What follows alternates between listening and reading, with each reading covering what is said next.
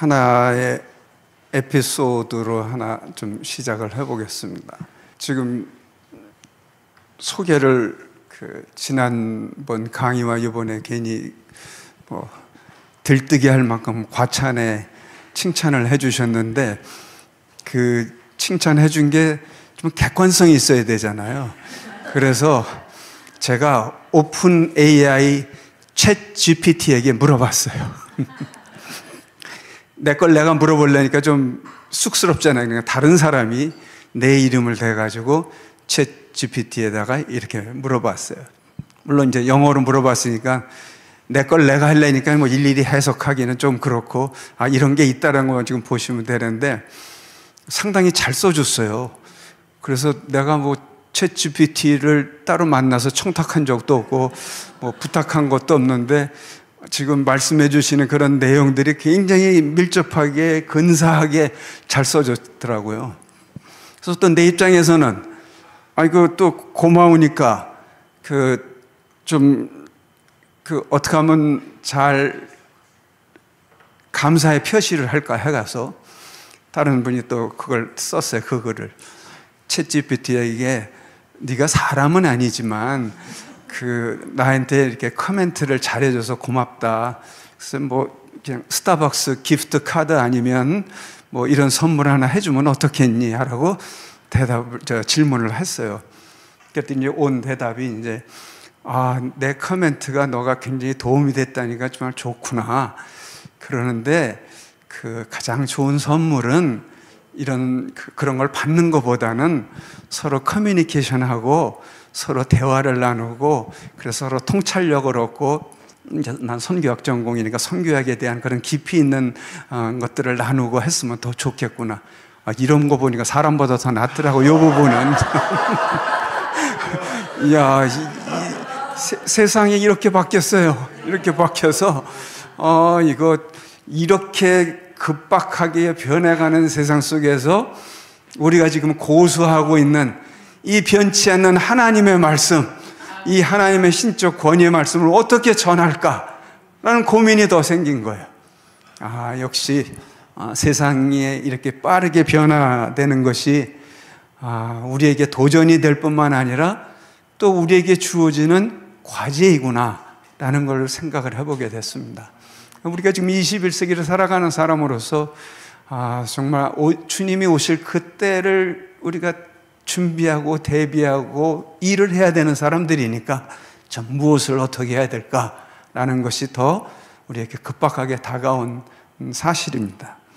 제가 지난 첫 번째 강의 때도 하나의 스토리를 소개하고 시작을 했는데 오늘도 한번 이렇게 스토리를 시작을 해볼게요. 여기가 어디냐면 튀니지입니다.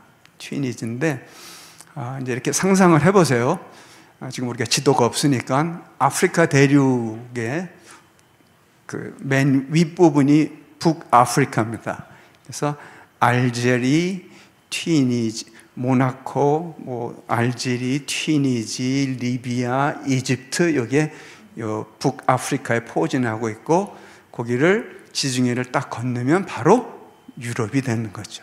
자, 그런 지역인데 제가 한 7, 8년 전, 한 10년 정도 됐나, 그때 여기를 다른 이제 선교사님들하고 다른 세미나가 있고 해서 방문을 했었습니다.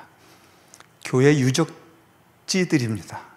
교회가 아니라 교회 유적지예요. 다 망가지고, 교회가 다 망가지고 이런 상황으로 바뀌어버리고 말았다는 것이죠. 그래서 이게 다 교회가 있었던 곳인데 마음이 아팠죠.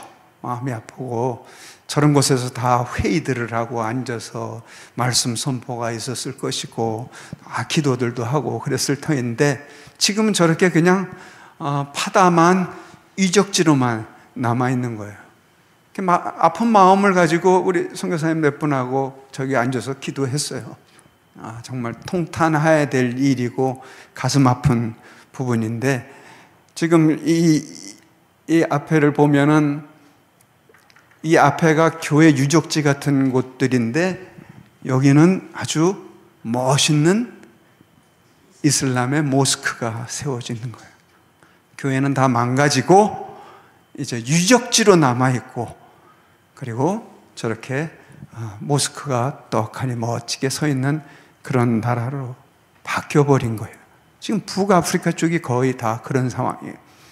근데 우리가 이 북아프리카 2세기 때에 복음이 막 번창해 나가기 시작했어요.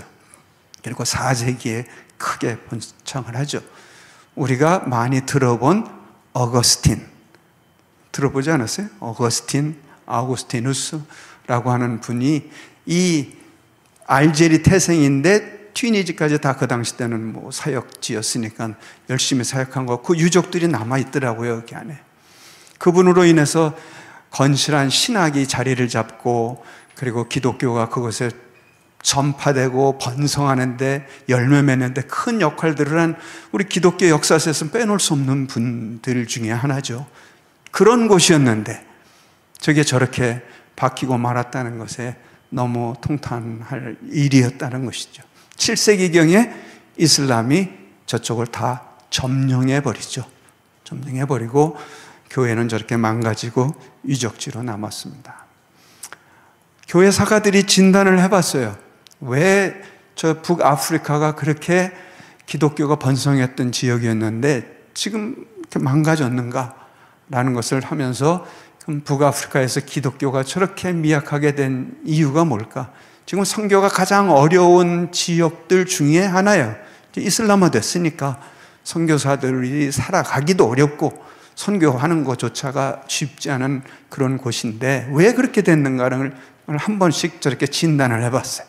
하면서 우선 자신들의 언어로 성경을 번역하는 것을 소홀히 여겼다. 우리 한국이 크게 성장한 많은 요인 중에 하나를 또 성경을 우리말로 번역해서 우리말로 갖고 있다는 그것이 큰 장점 중에 하나인 거죠. 그래서 성경을 읽을 수 있다는 것, 그 자체가 큰 원동력이 된 것인데, 이 북아프리카가 미약하게 된 이유 중에 하나를 저렇게 성경을 번역하는 일을 소홀히 여겼다.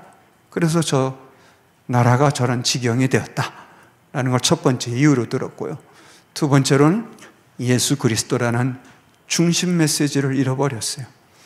성경이 빈약하니 그 성경에서 말씀하고 있는 예수 그리스도에 대해서 얼마나 확실성이 있으며 신실성이 있으며 진정성이 있을까라는 생각이 들면서 예수 그리스도라는 중심 메시지를 잃어버렸대요. 세 번째는 영적인 파산 상태, 영성을 잃어버렸어요. 성경이 시원찮아지고 거기에 따르는 믿음과 신앙이 약화되는데 어떻게 영성이 일어나겠어요? 어떻게 영적인 부분을 강화시킬 수가 있겠어요? 지금 다른 중심된 본질적인 걸 잊어버리니까 영적인 상태도 파산 상태가 되어버렸다라고 저렇게 표현을 하고 있습니다. 네 번째는 다 자동적으로 연결되는 부분이에요. 마치 이렇게 고리처럼 하나가 고리가 이상해지니까 연결돼서 다 나오는 내용 중에 하나죠. 선교에 대한 활력을 상실해 버렸어요. 그 비전이 없어요.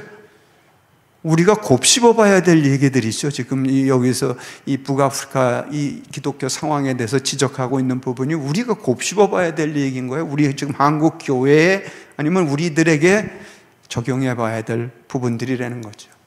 전에도 얘기했지만 선교는 교회의 부흥과 정비례 관계예요. 교회가 부흥해야 선교가 부흥하고, 선교가 시원찮아진다? 그러면 이건 교회가 어디선가 시원찮아지고 있다는 징조가 되는 거죠. 그래서 다시금 언급하는 거죠. 저 단어는 우리가 종교개혁을 이야기하면서 많이 이야기되는 부분들이었죠. 들어봄 집득한 아드폰테스라는 단어였어요. 이게 이제 본질로란데, 원래 그 영어 보시면은 to the fountains 이렇게 돼 있죠. 샘물로, 시인의 물가로 이렇게 돼 있는 거예요. 저 단어는 어디서 나온 거냐면 시편 42편 1절에서 나온 얘기예요. 하나님이여 사슴이 시냇물을 찾아 갈급함같이 내 영혼이 주를 찾기에 갈급하나이다. To the fountains, 그 시냇가, 그래, 너에게 물의 근원이 되었던 그곳으로 다시 찾아가라. 거기 갈급해라. 그거 아니면 안 된다 라는 것을 이야기하면서 본질로, 우리가 전 라틴어긴 해요. 저런 말을 용어를 쓰니까 그냥 뭐 우리가 소개를 하십시다. 아드 폰테스라는 단어를 써서 그래, 우리가 본질로 가자. 이제 조금 있으면 우리가 복음의 본질이라는 단어를 쓸 건데 그런 거와 똑같은 얘기. 그래서 또 다른 연결되는 부분이 뭐 아브 이니티오, 뭐 라틴어니까요. 아브 이니티오인데 이거는 시작점, from the beginning. 그래, 본질로 처음으로 돌아가.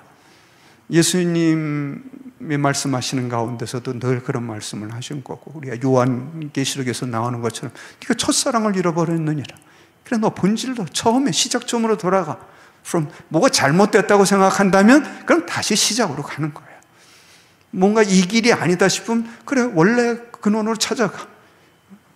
네 영혼이 갈급함처럼, 그 하나님을 찾기에 갈급함처럼, 사슴이 목말라서 물을 찾아야 갈급함처럼 to the fountains, 본질로 가자라는 말을 쓴 거예요.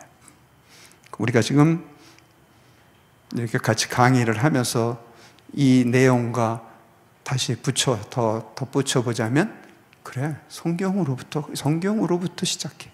성경으로 다시 돌아가자. 이거는 제가 만든 단어긴 하지만 뭐 엑스 비블리아, 라틴어는 from the Bible. 성경으로부터. 왜냐하면 성경이 하나님의 말씀이라고 믿는다면, 하나님의 계신 것을 믿는다면, 하나님의 권위가 있는 것을 믿는다면, 그럼 우리는 성경으로부터 가자. 엑스 비블리아라는 단어를 다시금 적용을 해보고자 하는 것입니다. 그래서 우리가 지금 뭐 선교에 대해서 얘기를 하지만 선교도 마찬가지예요. 선교의 근원을 어디서 찾을 거예요? 기준점이 되는 성경으로부터 찾고, 우리의 신앙의 믿음의 본질을 어디서부터 찾을 거예요? 성경으로부터 찾아야 되는 부분들을 다시금 언급하는 것이고, 그걸 건딘다면 이 역사에서 보여준 것처럼, 지금 북아프리카의 경우를 보여준 것처럼, 지금 현재의 유럽, 미주 유럽이 그 증좌를 보여주고 있는 것처럼 성경을 건드리면 그때부터는 망조로 들어가는 길이 시작되는 거예요.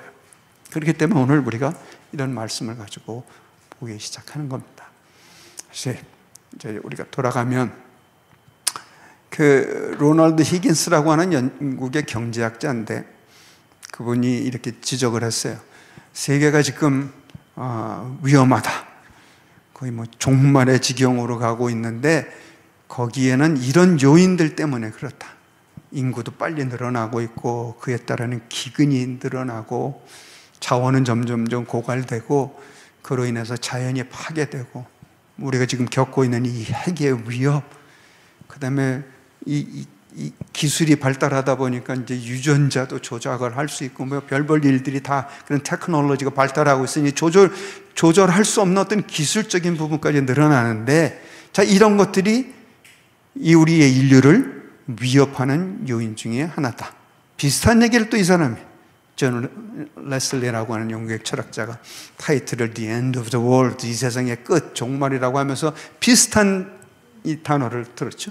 전쟁, 오염, 그리고 질병, 우리 뭐 겪어봤잖아요.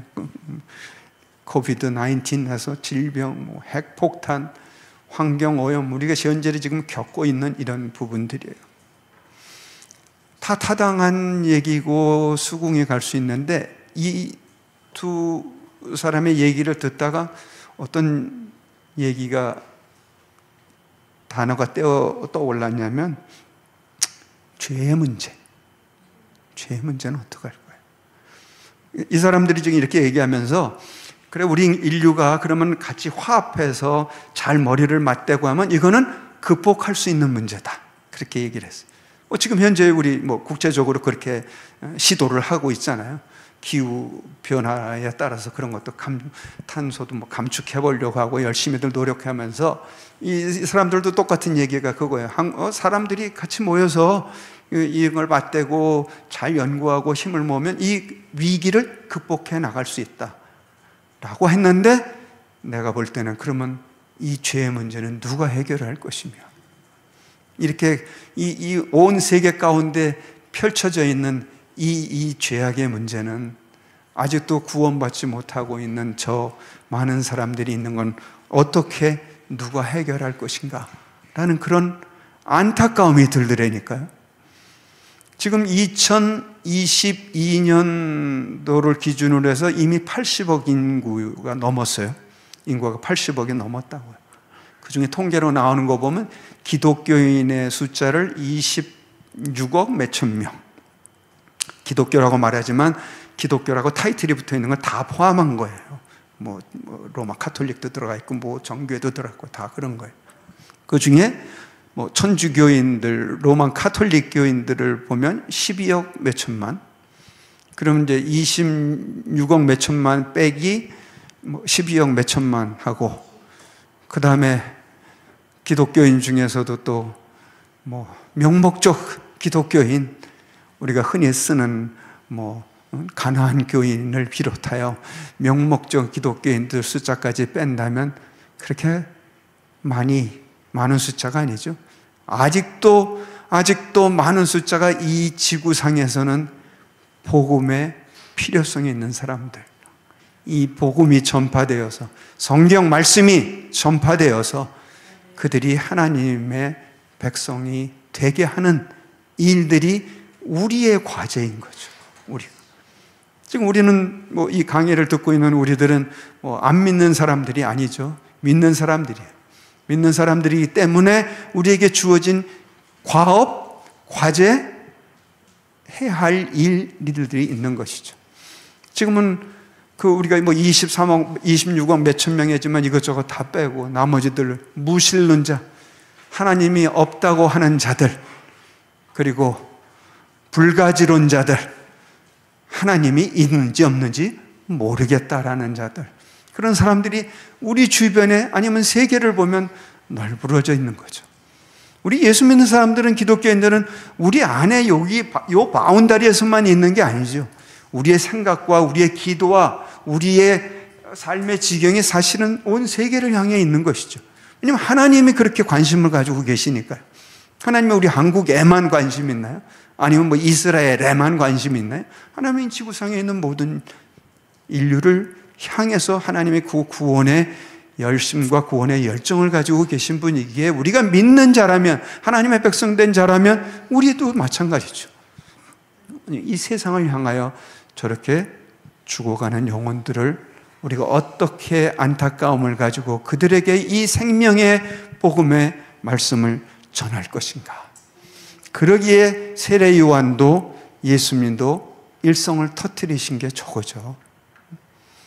하셔야 될 일이 많이 있었겠지만, 하셔야 될 말씀들이 많이 있겠지만, 공생애를 시작하면서 가장 먼저 터뜨린 말이 저거잖아요. 세례 요한, 회개하라, 천국에 가까워 있느니라. 예수님도 똑같은 말씀하시죠. 회개하라, 천국에 가까이 왔느니라. 회개가 없이 믿음이 생길까요? 구약에서부터도 하나님께 가까이 나가는 자는 속죄제를 지었잖아요. 속죄제를 드렸잖아요. 속죄제는 곧 내 죄를 회개한다는 거예요. 나의 잘못과 이 잘못과 죄를 회개하고, 그리고 나는 하나님께로 나가겠다라고 하는 의식이잖아요. 똑같이 예수님도, 세례 요한도, 먼저 사역을 시작한 세례 요한도 회개하라, 천국에 가까웠느니라. 그냥 단순한 외침이 아니라 저 회개라는 말은 곧 그 다음에 이루어지는 우리의 모든 신앙의 단계에 적용이 되고, 시작점, 아까 본질이라는 말 썼잖아요. Ad fontes, 본질이란 말. To the fountains, 우리의 물의 근원, 갈급함의 물의 근원이 되는 그 신임을 찾아가듯이, 그 간절함과 갈급함과 하나님께 향한 그 마음이 저 단어로부터 시작하는 거예요. 그렇기 때문에 우리가 복음이라는 말을 쓰는 것이고, 저 밑에 복음의 본질이라고 단어를 표현한 것도 그거죠. 아까 그래서 아드 폰테스라는 말을 다시금 여기다 적용을 해볼 것이고, 다시 또 시작점을 삼아야 될 것이고, 여기로부터 시작해야 될 것이고, 누가복음 24장 46절부터 사실 시작되는 거지만, 오늘 회개라는 단어에 초점을 맞춘다면 24장 47절에 그의 이름으로 죄 사함을 받게 하는 회개가 예루살렘에 또 시작하여 어느 특정한 족속에만 돼 있나요? 아니죠. 모든 족속. 그래서 지난 강의 때 제가 그 단어도 똑같이 적용을 해본 거예요. 우리의 대상은 모든 자들이, 이 지구상에 살고 있는 모든 인류. 그러고 보니까 하나님이 그러시니까 하나님이 모든 인류에 관심이 있으시고 이 모든 인류 가운데 어떻게 생명의 구원의 복음의 말씀이 들어가야 되느냐에 관심이 있으시니까 바로 대상은 모든 족속이에요. 그 죄사함을 받게 하는 회개. 아까 그 철학자, 경제학자 이 두 사람이 이 나라가 이 인류가 어떻게 망해가는가에 대한 위험한 요소는 지적했지만 정작 영적으로 다 죽어가는 저 사람을 향하여 저 인류를 향한 하나님의 말씀은 어떻게 전파가 돼야 되는지, 그래서 누가복음 24장 47절에서 복음에 대한 말씀을 증거해 주고 있는 그의 이름으로, 예수 그리스도의 이름으로 죄사함을 받게 하는 회개가 예루살렘부터 시작해서 모든 족속, 그리고 사도 바울도 똑같이 유대인이나 헬라인이나 누구에게나 남녀노소 다 불구하고 누구에게나 하나님께 대한 회개와 예수 그리스도에 대한 믿음을 증거한 것이다. 이게 바로 복음의 본질인 거예요. 복음의 본질을 놓치면 그 다음에 뭐 이런저런 얘기, 뭐 미사여구를 다 쓰고 멋진 말은 다 할 수 있을지 모르지만 정작 복음이 무엇인지에 대해서는 놓쳐버리고 만다는 그런 아쉬움이 있다는 것을 다시금 우리가 시작해 봐야 될 것이에요. 그렇다면 그 일을 위해서 우리를 선택했잖아요. 하나님이 우리를 선택했어요.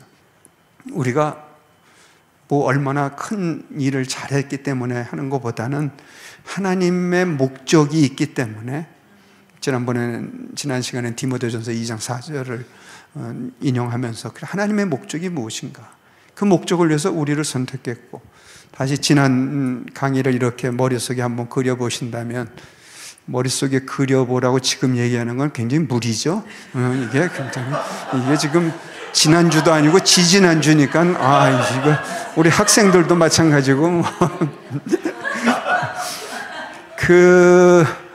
지금 내가 얘기하는 거는 학교에서 말하자면 3학점짜리로 한 학기 동안 강의하는 거거든요. 그러니까 3학점짜리 한 학기가 우리가 15주를 해요. 그러면 15 곱하기 3이면 45시간. 45시간 하는 거를 우리는 지난 시간 1시간 하고 이번 1시간에 끝내버리는 거예요. 여러분의 얼마나 탁월함을 이번에 여기서 보여주는 건지, 우리는 이 정도예요. 우리 성수협은 이 정도라는 거를 좀 알아봐 주시면 좋겠고, 자, 이런 가운데 하나님이 우리를 선택해 주셨어요. 이게 얼마나 감사한 일이에요. 이건 말로 어떻게 표현을 해요. 그래서 우리가 이 말씀들을 보면은 하나님의 선택에는 조건이 없다.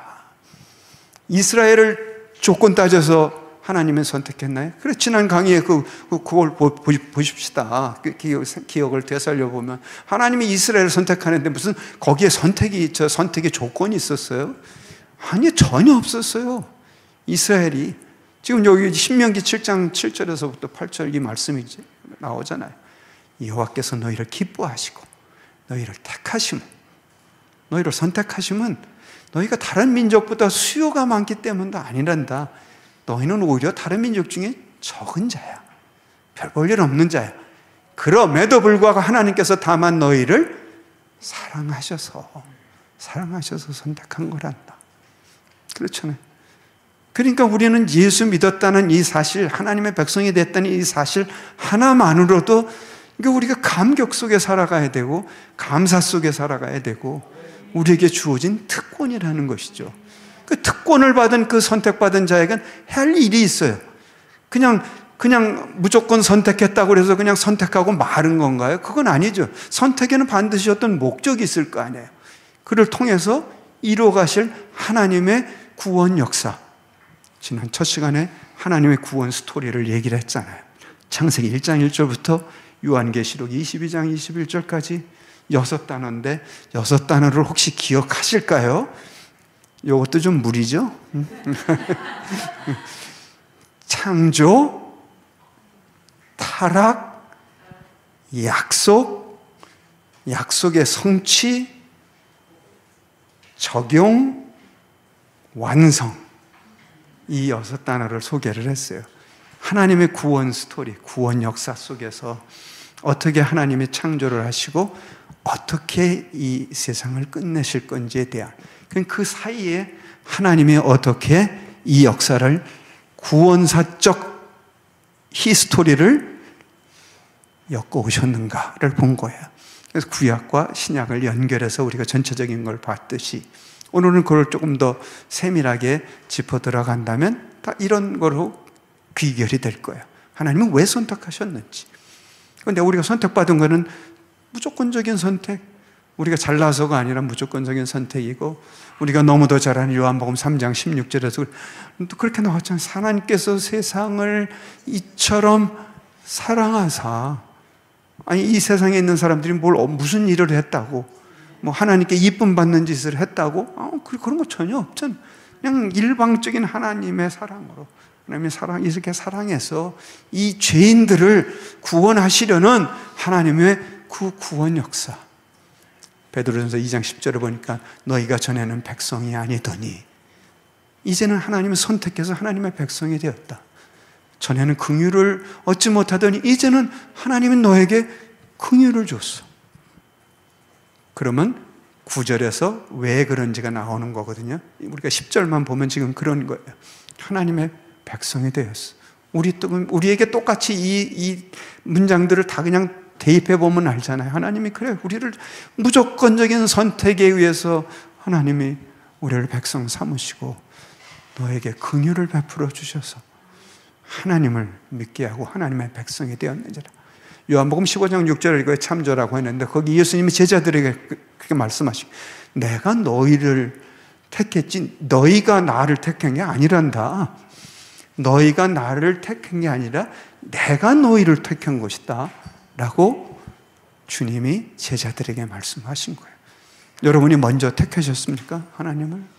하나님이 다가와 주시고 하나님이 우리에게 은혜를 베풀어 주셔서 무조건적인 선택으로 하나님의 백성이 되었다는 이 놀라운 사실을 보게 된 것이죠. 선택하였다고 해서 우리가 다른 민족을 배제한 것이 아니다. 이거 우리가 선교의 개념에서 매우 중요한 의미를 담고 있어요. 구약에서 이스라엘을 하나님의 백성으로 선택했다고 해서 나머지 민족을 버렸나요? 아니에요. 영어 단어 하나 쓰기, representative, 대표적으로 하나를 뽑은 거예요. representative, 대표자예요. 그래서 얘가 뭐 잘했고 잘못했고를 떠나서 하나님이 얘를 선택을 해서 그 다음에 나머지들에게 어떻게 할 것일까를 보여주시려고 한 거잖아요. 선택해서 에돔과 모압과 암몬 이 지역을 다니면서 하나님을 증거하라는 것이죠.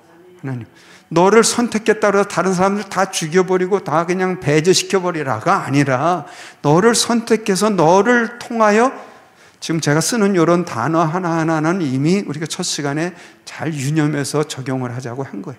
이스라엘 안에서 먼저 역사를 보여주시고 이스라엘을 통하여 다른 모든 민족에게 하나님의 하나님 되심을 증거하라는 거였거든요. 다른 이방 족속을 다니면서 하나님이 우리 안에 어떻게 역사를 하셨고 우리를 어떻게 구원해 주셨고 우리에게 어떻게 행하셨는지, 구름 기둥과 불 기둥으로 반석을 쳐서 물이 나오게 하시고 적들을 배척하게 하시고 다른 이런 모든 하나님의 구원의 역사를 너희 안에서 먼저 경험했으면 그 하나님이 누구신지를 너를 통해서 증거하겠다는 거거든요. 다른 이방 족속들을 다니면서 우리에게도 똑같은 거예요. 우리를 선택했으니 우리를 통하여 행하실 하나님의 구원 역사가 있다는 거예요. 크고 작은 걸 떠나서죠. 여기 어떤 큰 일을 하고 작은 일을 하고 그런 규모나 사이즈의 문제가 아니라 우리의 삶 가운데서 나를 통해서 행하실 그 하나님의 역사를 이 선택이라고 하는 단어 속에 적용해 보면서 나가야 될 부분들이 오해한 게 있죠. 유대교가 그런 거예요. 자기네만 자기네만 하나님이 사랑하셔서 자기네 그 유대교 안에서만 역사하시는 하나님인 것을 자꾸 하나님을 축소시켜 버렸죠. 그러니까 신약을 안 믿잖아요. 신약 성경 가지고 있지 않잖아요. 구약 성경만 가지고 하고 그거 외워대고 자기네에게 필요한 구절들만 뽑아서 계속 외워대고 자기네 안에서만 구원의 일들을 이루시는 하나님인 거로 그 하나님의 구원 역사를 축소시켜 버렸어요. 뭐 전문 용어로 말하면 환원주의, 축소주의 그렇게 표현하죠. 그러니까 하나님의 구원 역사를 축소시켜 버려요. 그래서 주위에서 우리가 살펴봐야 될, 오늘날 우리에게도 주위에서 살펴봐야 될, 선교적으로 적용해 봐야 될 단어가 이런 단어예요. 그 영어 단어로는 한 단어인데 이렇게 네 가지로 번역이 될 수가 있어요. 에스노가라는 말이 민족이거든요. 민족 중심주의, 에스노센트리즘 이렇게 되는데 이거를 자기문화 우월주의, 자기문화 중심주의 또는 자기민족 우월주의, 자기민족 중심주의에서 뭐 이렇게 네 가지로 그냥 다 번역해서 쓸 수도 있는 한 단어입니다. 자기민족에게만 하나님이 오늘날 우리 한국 백성을 하나님의 백성으로 삼으신 거 분명하고 하나님의 선택하신 사실 분명하고 하나님의 복 주신 사실 분명합니다. 그럼 우리만일까? 우리만 이뻐서 이 한국 민족만 어떻게 우리에게 복 주시고 우리 흔히 쓰는 말로 그래 잘 먹고 잘 살고 니네 이렇게 번성하고 잘해라 라고만 했을까? 절대 아니죠. 뭐 한류회라는 문화도 마찬가지요. 여기에 우리가 빠져버리면 그러면 자기 문화 중심주의가 돼버리고 말 거예요. 막 그냥 어깨에 힘이 들어가고 우리만이 뭐 식민주의가 그랬잖아요. 식민주의가 선교하고 같이 가면서 오류를 범한 것이 그렇게 서구의 문화가 우월하고 저 복음이 전달받는 저 세계의 사람들은 열등한 것 같은 그런 잘못된 사고 개념, 잘못된 세계관으로 간 오류가 있어서 그게 비판받기도 하고 비평받기도 하는 문제인데, 자, 그 문제가 이제 오늘날 우리에게도 닥쳐와 있는 겁니다. 왜냐면 우리가 선교를 많이 하고 있으니까. 뭐 지금 뭐 170개 나라에 우리 한국 선교사들이 가 있고 뭐 지금 한류가 뭐 안 퍼져 있는 곳이 없잖아요. 오래전인데 내가 인도네시아 갔더니 그때 뭐가 그 유행할 때냐면은 그 싸이의 말춤이 유행할 때인데, 아니 시골 동네, 인도네시아 시골 동네 갔는데도 그 조그만 애가 뭐 영어 되지도 않는 영어 가지고 Do you know 싸이? 뭐 이러면서 나한테 물어봐서 그렇다 그러고 말춤 막 흉내를 내면서 야, 이게 지금 매스 미디어의 힘이구나 이게. 그리고 뭐 어떻게 보면 좋게 말하면 한류의 힘이구나. 근데 그렇다고 해서 한국 문화가 다른 문화보다 우월한다는 생각에 빠진다면 이 단어가 적용이 되는 거예요. 우리는 섬기라고 온 거예요. 섬기라고. 하나님이 선택한 것은 다른 이들을 섬기라는 거죠. 너에게 복을 먼저 주고, 그건 우리가 이미 구약에서부터 본 거잖아요. 이사야서 42장 6절 같은 경우는 하나님이 너에게 먼저 복을 주고 널 이방의 빛을 삼아서 너로 하여금 하나님의 역사하심을 증거하게 하고 보여주게 할 것이다. 그 특권이 우리에게 부여된 거예요. 그러니까 얼마나 감사해요.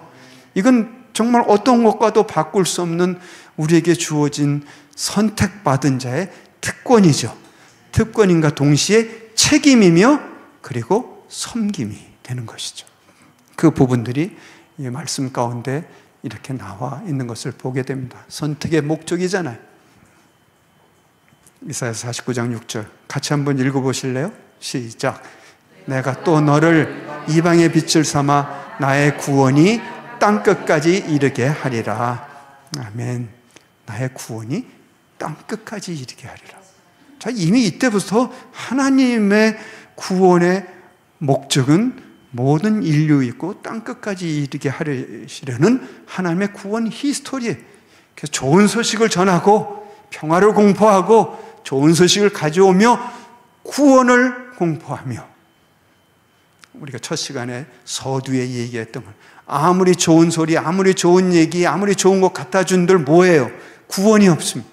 구원이 그들에게 이루어지지 못한다면 무슨 학식이 필요하며 돈이 필요하며 무슨 지위가 필요하며 궁극적으로 하나님의 구원받아야 한다고 하는 그 우리 열정과 열심이 있어야 되는데, 그것을 먼저 우리에게 베풀어 주신 하나님이니 우리는 그 구원을 공포하라는 거예요. 시온을 향하여 이르기를 네 하나님이 통치하신다는 자의 산을 넘는 발이 어찌 그리 아름다운가. 이 복음을 전하는 자들의 우리의 삶을 통해서 우리의 형편과 처지를 통해서라도 하나님의 하나님 되심을 증거하고 하나님의 생명의 구원의 복음의 말씀을 전한다면 하나님이 이렇게 칭찬해 주신대요. 야, 어찌 그리 아름다운고. 한 생명이 돌아오면 어떻게 된대요? 천국에서 잔치가 열린대잖아요. 얼마나 감사한 얘기예요. 오래전 얘기인데 내가 그 일본에 그 선교사님이 있는데 방문해서 갔는데 거기 미국 선교사가 한 사람이 있었어요. 그래서 날 보더니 자기가 지금 많이 힘들다는 거예요. 일본에서 이렇게 복음을 뭐 전해도 잘 믿는 사람도 안 생기고 교회도 조그맣고 막 이래서 자기가 지금 고통 중에 있다. 그래서 내가 지금 한 말 이 말 그대로 했어요. 힘내라, 힘내시오. 이 천하의 한 생명만 얻어도 천국에서는 잔치가 열린다고 하니 우리가 그걸 보고 사역을 하고 나갑시다 라고 권유하고 위로하고 했어요. 바로 이 얘기는 거죠. 구원이 이뤄서 한 생명이라도 하나님께로 돌아온다면 이 하나님이 이렇게 감격하신다는 거예요. 어찌 그리 아름다운고. 여호와께 노래하며 그의 이름을 송축하며 그의 구원을 날마다 선포할지어다. 그의 영광을 모든 민족, 땅끝, 모든 민족 끝까지 그 기이한 행적을 모든 백성 중에 선포할지어다. 이게 선택받은 자의 사명이며 목적이고 해야 할 과업인 거예요. 그걸 통해서 우리에게 주신 말씀들. 베드로전서 2장 9절에 보니까 너희는 택하신 족속이, 아까 2장 10절을 봤거든요. 베드로전서 2장 10절에 보니까 너희가 별거 아닌데 하나님이 베풀어 주셨단다. 긍휼을 베풀어 주셨고 너희를 하나님이 그냥 선택해 주셨단다. 그게 10절이고 그런 사람이기에, 그런 자들이기에 하나님의 선택받은 자들이 뭘 해야 될지를 9절에서 얘기를 하는 거예요. 너희는 택하신 족속이요, 선택받은 백성이요. 그래서 왕같은 제사장, 거룩한 나라, 대표자로 뽑았잖아요. 소유된 백성이니 어두운 가운데 불러내어 귀한 빛에 들어가게 하신 자의 아름다운 덕이라고 조금 풀어봤더니 그거가 하나님의 그 탁월하심, 놀라우심, 이런 의미가 담겨요. 그래, 그 하나님의 그 엄청난 광영을, 놀라우심을 네가 선포하라는 거예요. 근데 베드로전서, 베드로가 얘기를 했지만 출애굽기에 똑같은 19장 5절에서 6절 말씀이 똑같은 단어들이 그렇게 들어가서 이미 그때 얘기를 했더라고요. 그러니까 구약과 신약의 연계성들이, 연속성을 우리가 또 볼 수가 있죠.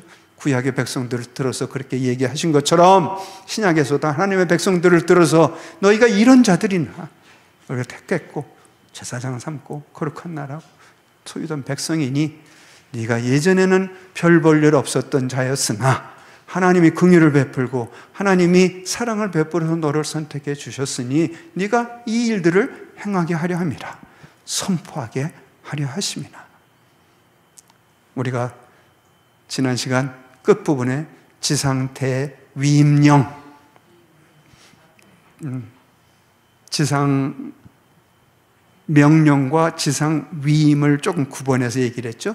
그래서 마태복음 28장 18절이 20절이 지상대 위임령인데, 예수께서 나와일라 가라사대 하늘과 땅의 모든 권세를 내게 주셨으니 그러므로 너희는 가서 모든 민족이에요. 모든 민족, all nations, all people 제자로 삼아 아와주와 하늘과 성령의 이름으로 세례를 베풀고 내가 너희에게 분부한 모든 것을 가르쳐 지키게 하라. 볼지어다 내가 세상 끝날까지 너희와 항상 함께 있으리라 하시니라. 지난 시간에 지적하지 못한 부분이 28장 18절이에요. 요걸 놓쳐버리면 우리의 일이 또 어려워진다는 거죠. 그러므로 했으니까 결론이 있잖아요. 결과적으로 우리가 이렇게 해야 된다. 그러므로. 근데 이 결론이 잘 이루어지기 위해서는 앞에 서론이나 본론이 잘 풀어져야 되잖아요. 그게 바로 18절인 거예요. 예수님이 하늘과 땅의 모든 권세를 가져서 예수 안에서, 예수 그리스도 안에서 우리가 이 일을 행할 수 있다는 것이지, 그 앞에 절을 떼버리면 그러면 주어가 내가 된다니까요. 내가 가서 이것도 하고, 내가 가서 저것도 하고, 뭐 가서 세례도 베풀고, 뭐 가르치고, 뭐 이런 모든 일들이 다 그렇게 되는데, 이건 내가 주체가 되어서 하는 일이라니까요. 18절을 연결시키자고요. 내가 주체가 되는 게 아니에요. 나는 이 일을 그분 때문에 행하는 것이지. 그분이 하늘과 땅의 모든 권세를 가지신 분이기 때문에. 그래서 우리가 복음을 전파할 때 담대할 수 있는 거예요. 뭐 선교지를 생각하면 더하죠. 우리 이 안에서야 뭐 그런 핍박과 그런 어려운 일들이 덜하지만, 저 많은 선교지 상황을 보면 이건 뭐 우리가 말로 형용할 수 없는, 아니 목숨이 왔다 갔다 하는 일들을 행하게 해야 되는데, 그래도 우리가 겁내지 않고 할 수 있는 일들은 온갖 또 영적인 또 전투들이 얼마나 강하게 벌어집니까? 거기를 담대하게 우리가 행할 수 있는 것은 하늘과 땅의 모든 권세를 가지신 그분 안에 있기 때문에, 예수 그리스도 안에서 하늘과 땅의 모든 권세를 가지신 그분 안에 우리의 믿음이 있기 때문에 그 일들을, 나머지 일들을 행할 수 있다는 것인 거예요. 그분이 우리와 항상 함께 있으리라.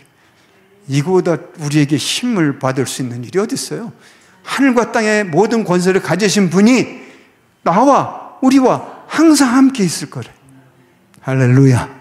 얼마나 감사한 일이래요.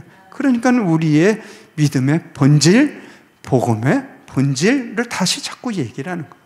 되돌려서 저걸 다시 리마인드하고, 그걸 통해서 우리가 힘을 얻고 더 강력하게 나아갈 수 있는 거예요. 그래서 사도 바울의 서신서 중에 중요한 구절 하나가, 내가 예수 그리스도 안에서, 내가 예수 안에서, 내가 그리스도 안에서, 그게 여러 번 나오게 된 거예요. 그럼 사도 바울이 사역을 하는 데 있어서 힘의 근원과 동력이 되는 건 예수님이었다는 거죠. 왜냐하면 그분이 하늘과 땅의 모든 권세를 가지신 분이기 때문에, 내가 믿음이 그분 안에 있다면 나는 그 일들을 행할 수 있는 담력과 담대함이 있는 거죠. 구약에서 똑같은 거죠. 너 하나님 잊지 말아라. 하나님이 너에게 어떻게 역사하시고, 하나님이 어떻게 권능을 베풀었고, 하나님이 너를 어떻게 능력의 팔로 너희를 인도해 있는지, 네가 그 믿음을 하나님 안에 두면 너는 승리할 거야. 이렇게 된 거잖아요. 그래서 우리가 그리스도 안에 있으면, 우리의 믿음이 그리스도 안에서 굳건히 들어가 있으면 우리는 보장된 승리의 싸움을 하고 있는 것이다. 이렇게 표현할 수 있어요. 우린 지는 것처럼 보일지 모르지만 결국에 가서는 지는 게 아니라는 거죠. 보장된 승리의 싸움을 하는 것이, 우리의 믿음이 하늘과 권세를 모든 가지신 그분 안에 있다면, 예수 그리스도 안에 있다면, 이것이 바로 그분이 우리와 함께 한다는 사실인 거예요. 사도행전 1장 8절에도 보면, 오직 성령이 너에게 임하시면 너희가 권능을 받고 예루살렘과 온 유대와 사마리아 땅끝까지, 같이 한번 다시 읽어봅시다. 시작. 오직 성령이 너에게 임하시면 너희가 권능을 받고 예루살렘과 온 유대와 사마리아와 땅끝까지 이르러 내 증인이 되리라. 아멘. 내가 왜 저기를 빨간 글씨로 썼을까요? 그죠? 내가 아까 왜 마태복음 28장 18절에 그거를 빨간 글씨로 썼을까요? 네? 그걸 놓치면 그냥 우리가 사람이 하는 일이 돼버리고 마는 거예요. 시험이 들죠. 그러면 힘들고 어렵죠. 그래서 지속해 가기가 어렵잖아요. 근데 그 근본적인 부분을 우리가 붙들고 우리의 믿음이 그분 안에 있으면 계속해서 해나갈 수가 있는 힘의 근원과 동력이 되는 거죠. 본질로 가라. 시작으로 가라. 여기도 오직 성령이 너에게 조건절이에요. 오직 성령이 너에게 임하시면 너희가 권능을 받고, 그렇지 않고 너희가 그냥 혼자 가서 뭐 예루살렘을 열심히 하고 유다 사마리아 땅끝까지 이 일이 하라는 그게 중요한 게 아니라 먼저 하나님과의 관계 속에서, 하나님과의 믿음의 관계 속에서 성령이 너에게 임하면, 그럼 내가 이 일들을 감당해 나갈 수가 있다는 거예요. 그래서 그냥 지경을 넓혀서, 이게 지금 그 뜻이에요.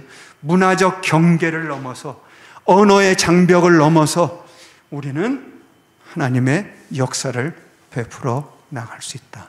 우리를 통해서 역사하시는 하나님, 내 안에서 먼저 경험하고, 성령의 역사하심을 경험하고, 하나님이 누구이신지를 경험하고, 예수 그리스도 안에서 하늘과 땅의 권세를 모두 가지신 그분 안에서 우리가 경험하면 이 일들을 행할 수 있다는 것을 말씀해 주는 강력한 말씀입니다.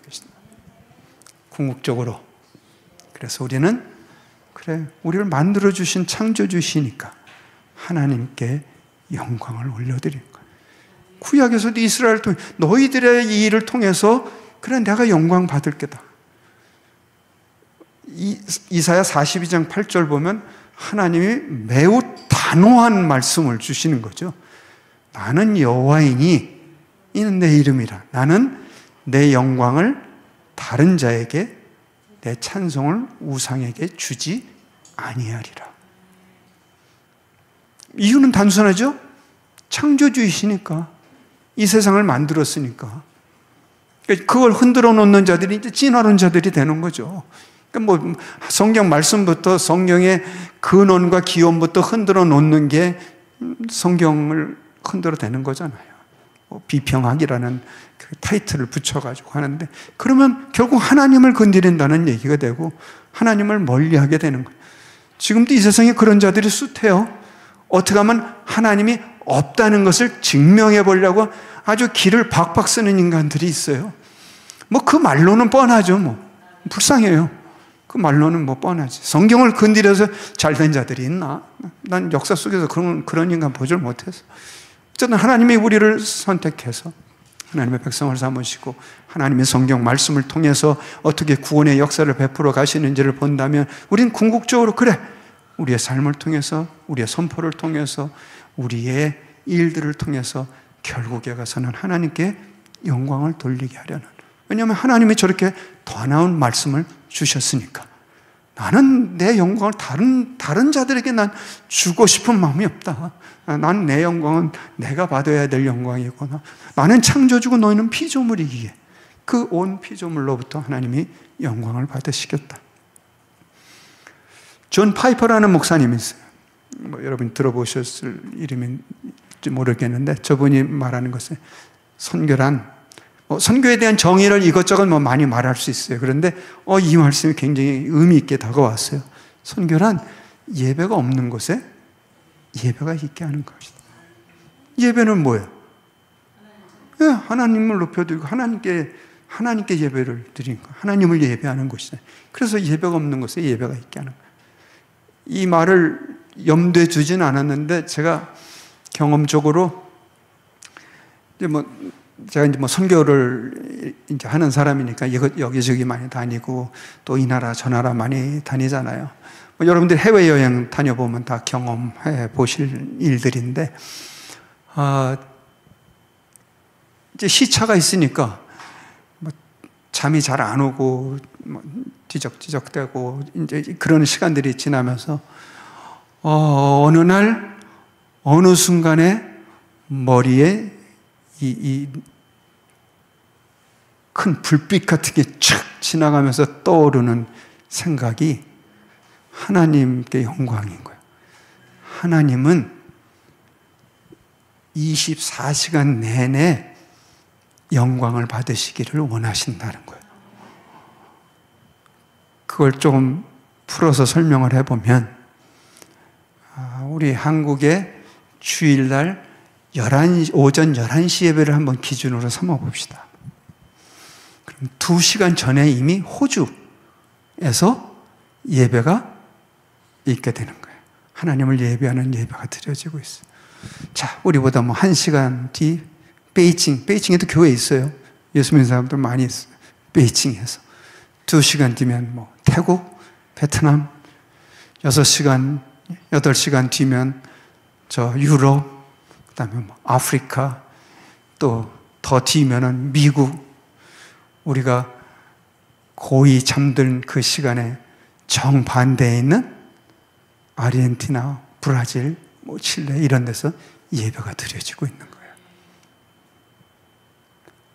이게 얼마나 놀라운 일이에요. 지금 나 혼자만 감격하고 있는 거죠? 이게 지금? 응? 야, 서프라이즈. 예, 이렇게 깨닫고 이렇게 얘기한 건 나밖에 없더라고. 어디서 들어보니까. 그래서 이 말에 대한 건 내가 전매 특許권이 있는 건데, 이게 엄청난 사실이더라니까요. 그래, 하나님이, 그래, 맞아. 내가 지금 아니더라도 어디선가에 하나님의 백성들을 통해서 예배를 통해서 영광을 받으시는구나.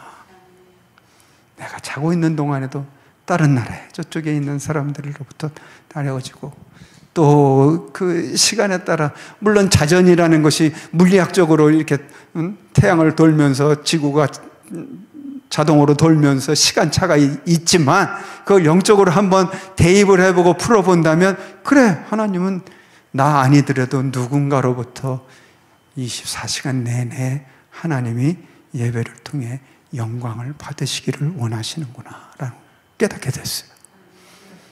이 일에 우리가 불림을 받았습니다. 이게 엄청난 일 아니에요? 엄청난 특권이잖아요.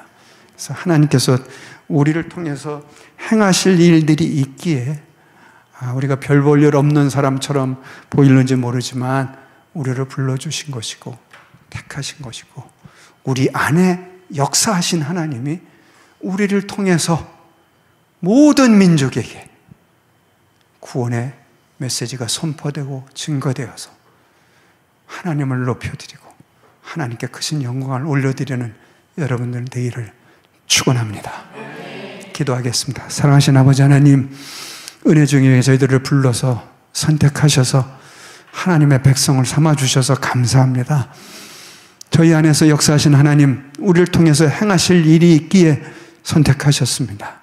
우리의 삶을 통해서, 우리 입술을 통해서, 우리의 발을 통해서 하나님의 구원의 놀라운 메시지가 선포되어서 온 지경 안에 있는 죽어가는 생명들에게 하나님의 구원의 말씀을 선포할 수 있는 특권을 저희들에게 주셨으니 이것을 통해서 하나님의 백성들이 늘어나게 하시고 우리의 삶의 지경이 하나님의 천국의 지경이 넓어지게 하시고 또 하나님을 높여드리는 놀라운 일들이 곳곳에서 일어나도록 은혜를 베푸시고 함께하여 주옵소서. 예수님의 이름으로 감사하며 기도드리옵나이다. 아멘. 네, 오늘 우리 정총자님께서 선교가 성경의 곳곳에서 우리 하나님의 백성들에게 주신 귀한 사명이다라는 것을 구약과 신약의 여러 가지 말씀 통해서 주셨습니다. 그리고 또 시작을 우리 한때 어거스틴이 있었던 그 북아프리카 지역에 그 한때 교회가 번성했는데 그 교회가 건물이 또 성도들이 이렇게 없어진 상황을 보시면서 그곳에 그 자국어로 된 성경의 번역이 미흡해서 여러 가지 그 신앙이 약화됐다라는 부분을 또 말씀을 좀 해주셨습니다. 오늘날 지금 전 세계의 그 성경 비평학이 선교 분야를 굉장히 성경에서 일탈하도록 해서 성경적인 핵심의 그리스도의 핵심 복음을 전해서 그 주의 백성들을 확장해가는 이 선교의 본질에서 좀 벗어나서 자꾸 비성경적인 사회적 책임이라든지 또 여러 가지 윤리적인 활동의 확산 이런 부분들을 선교라고 얘기하면서 전 세계의 그 성경 믿는 믿음이 훼손되면서 성경 믿는 믿음이 훼손된 국가는 제일 먼저 성경적인 선교가 무너졌다라고 하는 이런 상황 속에서 우리 정총장님이 구약과 신약은 명백하게 우리에게 하나님의 구원의 복음을 믿음으로 세계 열방에게 증거하는 이 책임을 모든 하나님의 백성들에게 사명으로 주셨다라고 하는 것을 다시 한번 우리에게 일깨워 주셨습니다. 저희 성수협도 지금 성경을 불신하게 하는 비평신학을 대적하려고 하는 것은 이것이 궁극적으로 하나님에 대한 바른 선교 또 바른 예배를 훼손하는 굉장히 중대한 악한 교훈이기 때문에 우리가 이것을 막아서는 것이고, 여러분 우리 정 총장님 말씀하신 것처럼 성경에서 말씀하신 이런 구원의 복음을 가장 이렇게 믿음으로 선포해서 전 세계의 수많은 백성들이 예수 그리스도의 구원을 감사하며 찬양하며 바른 예배를 드리는, 이것이 우리 선교의 본질이고 목적이다라고 하는 것을 깨닫고, 우리 성수협도 궁극적으로는 우리 하나님께 영광을 돌리는 이 선교 사역을 위해서 우리가 택함받고 부름받았다. 이 사명 주님 부르실 때까지 끊임없이 신실하게 우리 감당하시는 우리 성수협, 우리 성도 여러분 되시기를 주의 이름으로 권면합니다. 그리고 지금 세계의 교회에 비평하기 오염된 곳마다 지금 튀니지의 그 교회의 건물의 폐허처럼 실제로 건물은 남아있지만 그 건물 안에 예배자들이 없습니다. 비평하기 들어간 곳은 선교사들도 파송하지 않습니다. 또 파송한다 하더라도 구원을 선포하는 선교사들이 파송되는 것이 아니라 구제활동이라든지 교육이라든지 구원과 무관한 윤리사업을 위한 사역자들이 파송되고 있으면서 그것이 자꾸 선교라고 이렇게 오도하는 이런 일들이 참으로 많이 있습니다. 여러분, 전 세계의 주요 선진국 중에서 성경에 근거한 이런 복음적인 성경 충실한 선교가 남아있는 곳은 현재 대한민국 뿐입니다. 지금 세계적인 선교학계에서 이렇게 성경에 충실한 선교학을 잘 이렇게 신학적으로 방어해 주시고, 또 충실한 선교학자들 위해서 이렇게 후학을 양성해 오신 우리 정 총장님께 우리 한번 감사드리고요.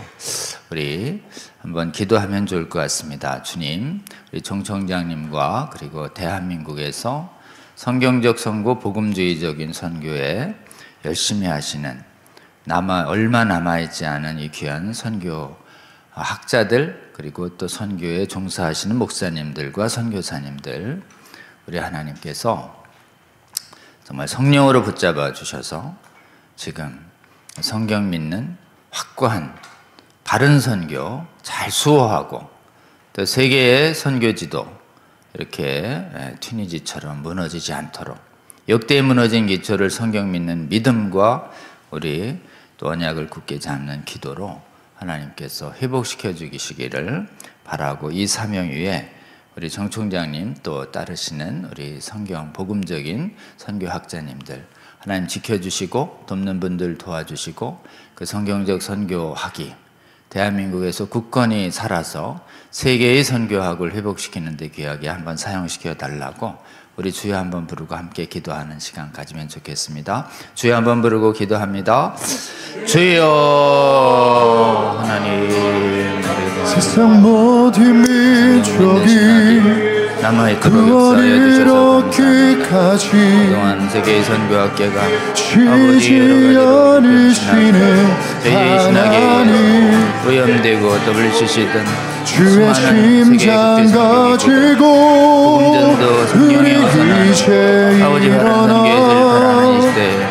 아버지 따르게 구약과 신약이 증거하는 공의 충실한 선교에 세상 집중해야 모든 한다는 육체가 하나님의 선교의 메시지를 주의 굳게 영광 보도록 바른 선교를 수호하도록 하나님 총장님과 한국의 복음주의 선교학자들 지켜주신 하나님 감사합니다.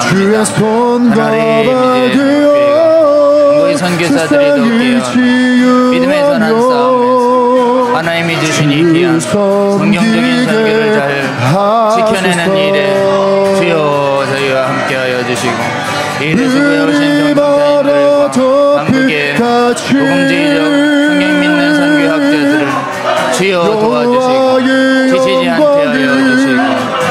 아버지여 성경적인 성경에 충실한 바른 선교 아버지여 굳게 잡고 아버지 그 안에 역사하여 주셔서 이제 한국의 선교학계가 선교사들이 세계에서 성경을 불신하는 거짓 선교학과 잘못된 신학으로 오염되고 있는 수많은 선교학을 바로잡는데 주님 바로잡고 활용하여 주시기를 원합니다. 아버지 도와주시고 이 성수예배의 귀한 강의가 아버지 세계의 성경적인 선교학을 아버지 오염을 바로잡고 회복시키는데 귀하게 사용하여 주시고 아버지 우리 성수예배를 시청하는 아버지 주의 성도들 먼저 깨워주셔서 아버지 저희가 성경에 충실한 아버지의 성경의 완전 무성과 성의 하나님 말씀임을 아버지여 완전히 전제한 바른 선교를 회복하게 하여 주시고 이를 통하여 세계 선교의 아버지 예수 그리스도의 성경적 구원을 선포하여서 전 세계에서 성경적인 아버지여 예수님을 바로 예배하며 주님께 영광을 돌리며 올바른 선교 회복시켜 줄 수 있도록 주여 함께하여 주시기를 원합니다. 하나님 감사합니다. 오늘날 이 선교 분야가 하나님 성경을 불신하는 이성신학에 의해서 주님 예수 그리스도의 복음 전파를 통한 구원을 전도하지 아니하고 주여 정말 윤리활동이나 봉사활동을 선교라고 하는 여러 가지 오도된 선교학이 세계의 선교학을 뒤덮는 이 시기에 주님 대한민국에서 우리 정 총장님 같은 성경 믿는 선교학자들 지켜주시고 세워주셔서 주님 대한민국에 이렇게 성경에 충실한 성경적 선교학이 보존되게 하나님 은혜해 주셔서 감사합니다. 하나님 이 성경 믿는 신학, 선교 굳게 잡아서 세계에 무너지고 길을 잃은 선교학을 바로잡는데 하나님 귀하게 사용하여 주시옵소서. 주여 지금 외롭지만 정말 성경을 굳게 잡는 이런 복음적인 선교학을 이끌고 계시는 정 총장님 이하 한국과 세계에 하나님 성경에 충실한 선교학자들을 주님 지켜주시고 보호하여 주시옵소서.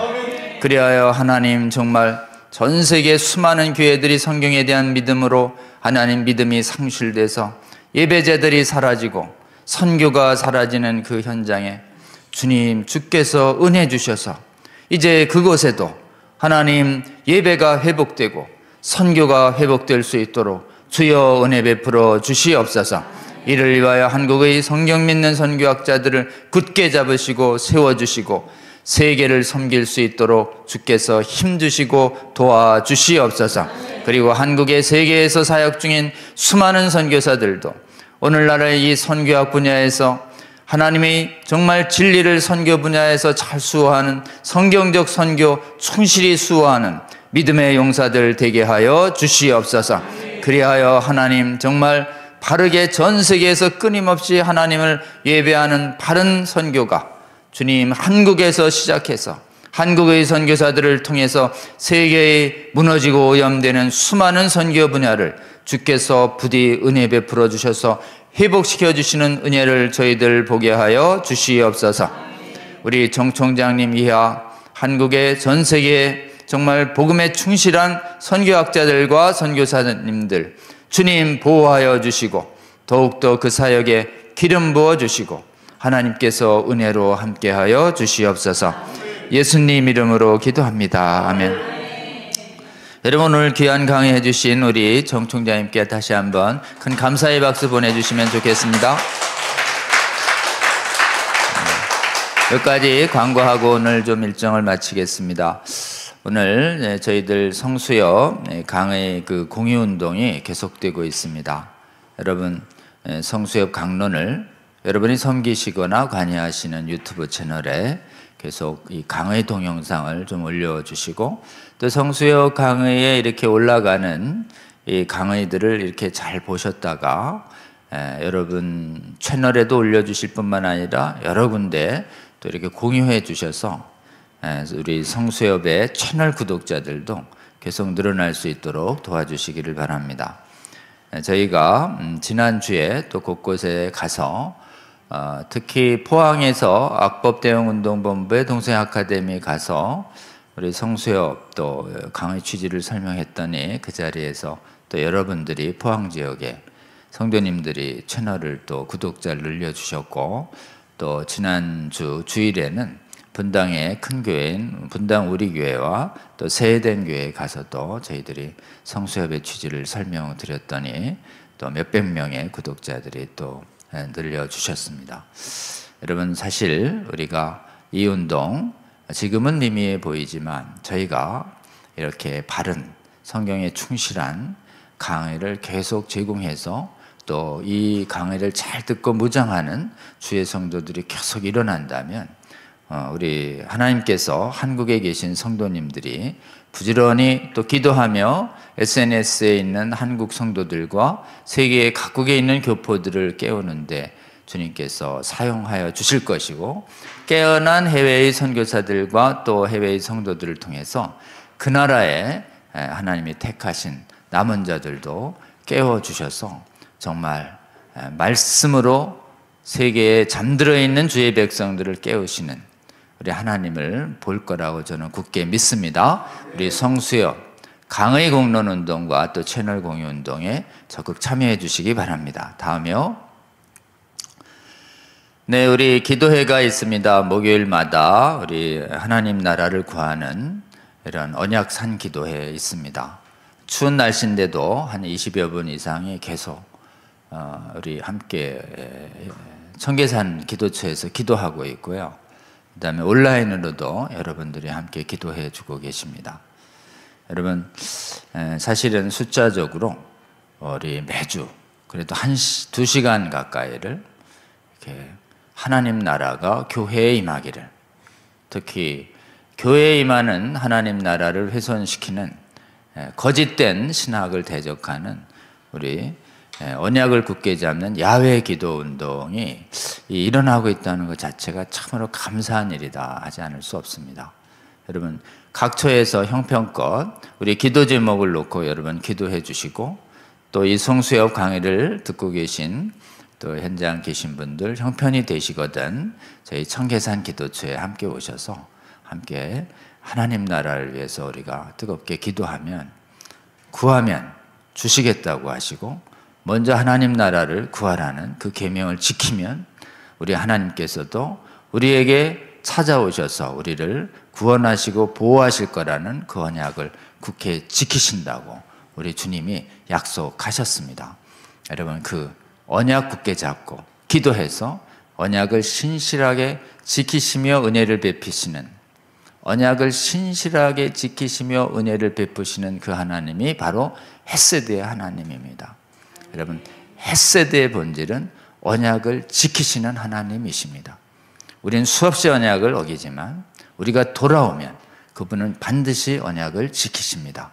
굳게 믿으시고 여러분 언약을 굳게 잡고 기도해서 하나님 나라가 여러분 각자의 삶뿐만 아니라 교회와 세상에 임하도록 놀랍게 역사하시는 우리 하나님 같이 기도하며 보며 경험하는 우리 성수협 성도 여러분 되시기를 주 이름으로 권면하고, 또 혹시 이 산기도 운동을 보시고 이렇게 감동되시는 해외의 교포분들께서는 여러분이 계신 각처에서도 함께 모여서 하나님 나라를 구하는 언약기도 운동을 시작해 주시기를 권면드리고 싶습니다. 다음이요.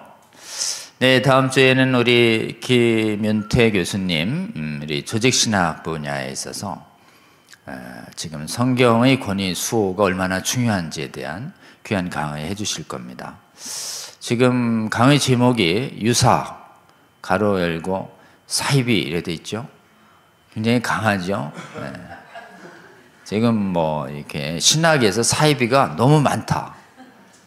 여러분, 사이비 하면 바깥에 이제 뭐 여러 가지 이단 시비가 있는 신천지 같은 분들만 이단으로 생각하는데, 진짜 사이비가 신학에 있다라는 게 정말 놀라운 상황인 것입니다.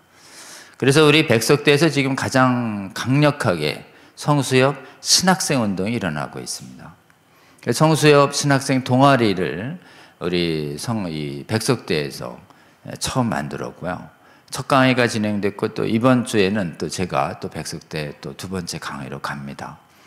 그리고 백석대에서 이렇게 비평반대 신학운동이 일어나자 신학생들이 눈을 떠서 자기들이 평소에는 성경 비평 비슷한 강의를 들어도 그냥 침묵하고 말았는데 이제는 용기 얻은 신학생들이 비평 비슷한 강의가 오면 손을 들고 질문해서 교수님 그것은 성경에 어긋난 거 아니냐는 이런 놀라운 비평신학 대적운동이 백석대에서 시작되고 있다는 이 놀라운 소식을 여러분에게 전하고 싶고, 백석대의 그 수많은 또 복음적인 동아리 4개, 5개를 시간 내서 우리 지도해주고 계신 분이 바로 우리 김윤태 교수님이십니다.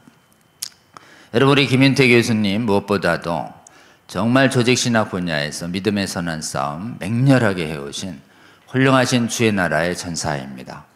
다음 주에 우리 백석대 김윤태 교수님 강의 예정되어 있으니 또 기대하시고 또 현장에도 형편껏 와주시고 또 온라인으로도 잘 시청해 주시고 권유해 주시기를 바랍니다.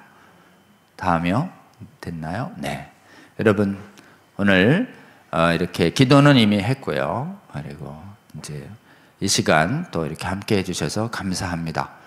다음 주에 또 우리 성수여 뵙도록 하고, 다음 주에 뵐 때까지 여러분 이 귀한 강을 열심히 주위 분들에게 카톡으로 국내국외 가리지 아니하고 전파하시는 우리 성수의 회원분들 되시기를 주의 이름으로 권면합니다. 여러분, 그러면 또 다음 주 이 시간에 뵙겠습니다. 감사합니다.